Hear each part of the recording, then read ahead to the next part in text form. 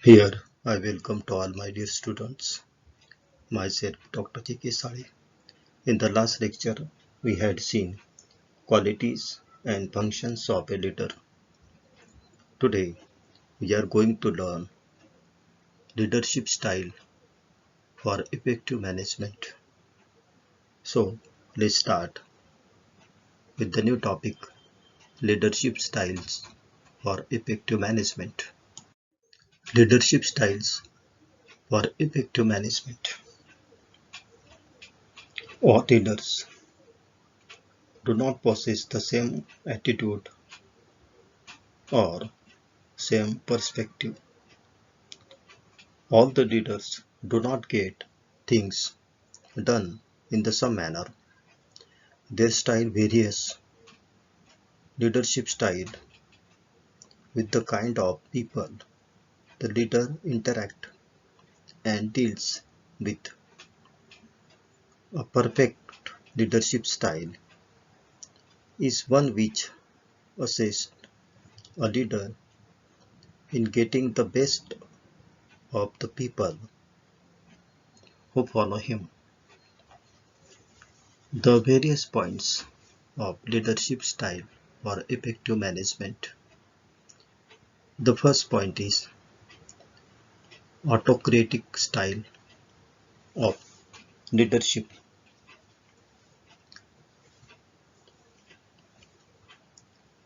This style of leadership, all the decision making power in the hand of the leader and take all decisions without consulting with the subordinates.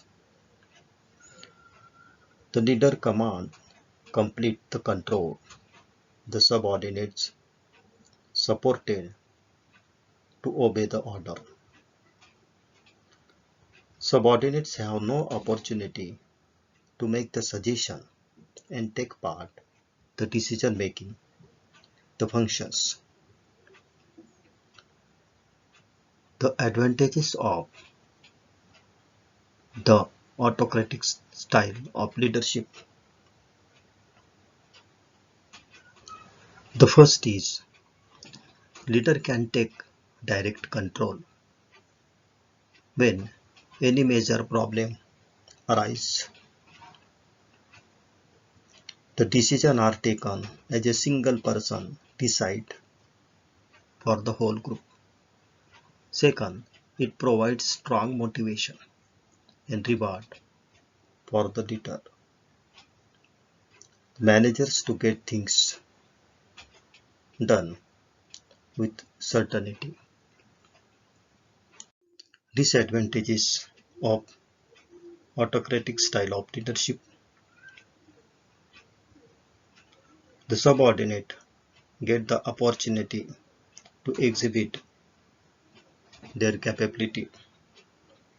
The job dissatisfaction and employees' efficiency decline over the period. The first disadvantage is in absence of consultation and feedback from subordinates, decision may cost heavily. Second disadvantage is it overburdens managers because of the centralization of the authority. Second point is democratic or participative or consultative style of leadership. This leader's authority, such leaders involve subordinates in decision-making process. Decisions are not unliteral. Leaders and their group members work as a social unit. They freely exchange their views and express opinions and the suggestions. Participation in decision making subordinates to satisfy their social needs. The advantages, first advantages is it provides job satisfaction. and improves the moral of subordinates. And second, this style cultivates the decision-making ability of the subordinates. Disadvantages of democratic style of leadership. The first is decision-making is time consuming and may result in delays in decision making. Second is this style may not yield positive results when subordinates prefer minimum interaction with the leader. It is a possibility that a few dominant subordinates may influence the decision in their favor.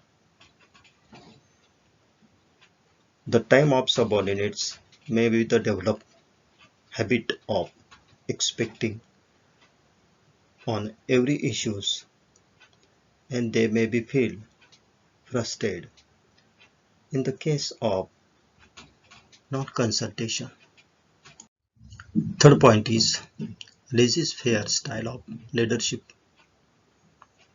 This style is just the opposite of autocratic style. It is also known as the free range style. The leadership style, the subordinates are asked to see their own goals and to develop their plans for the achieving common goal. The leaders have high degree of freedom to his subordinates in their operations. Such a leader completely his authority to its subordinates, allowed to make their plans, procedures, and the various decisions. Leader act as a coordinator of information, believing that subordinates is best and he is allowed maximum freedom. Advantages of this style of leadership. The first is the employees are self-guided. The positive effect on job satisfaction and morale of subordinates. Second is allows full utilization of the potential of subordinates. Disadvantages of fair style of leadership. No support and guidance provided to subordinates. This style ignores the contribution of subordinates, and the free range style ignores the contribution of the leader. Next is institutional leadership. This leadership is a type of management style that heavily rests on the rules and characteristic of bureaucracy. It is system of management and the subordinates follow the rules to the leader's authority in a strict manner. The administration became just routine work under this style of the leadership. This leadership style works best in organization such as military, public and governmental, where regulations and standards of the great importance of each person and specialize the role of the work. Thereafter, next point is manipulative leadership. This style, the leader tries to achieve the organizational goals by his subordinates. The employees are use the tools for achieving the organizational objectives. Employees are through the different means for extracting more and more work from subordinates. Next point is expert or intellectual leadership style. It is the expert leadership style. Leader is looked upon by the member of his group as an expert, therefore talented master of his job, the necessary skill for maintaining for each others. The leader intelligence, knowledge and ability are the basic of leadership style.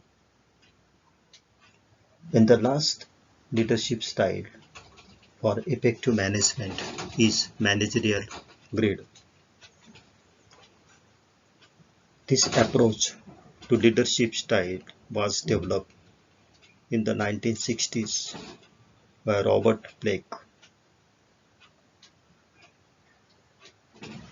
According to them, leadership style is oriented or the production oriented and that depends on the leader positions on the managerial grid.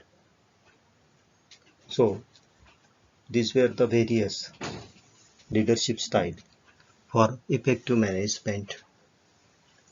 I hope all of you must have understand these leadership styles for effective management. Thank you.